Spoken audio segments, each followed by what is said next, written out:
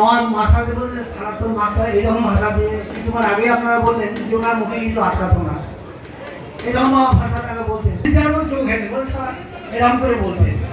তারপর আমার অন্যান্য গুরু ভাইরা আমার সঙ্গে খানিকটা জানে। আমি এই সঙ্গে 25 তারিখে আলমবাজার বাজার করতে গিয়ে আমি একবার আলমবাজার মাঠে গেলাম। হচ্ছে এক সেবক আছে, অর্জুন মহারাজ রয়েছে, তো আমি সেখানে গেলাম। সময় একবার হলেও আমি ওনাকে ধরে তুলে আসন থেকে দুজনে হাজি শরীফ ঠাকুর আবার করিয়ে দিলেন। হ্যাঁ, ক্ষণিকের জন্য হলেও 10 মিনিট।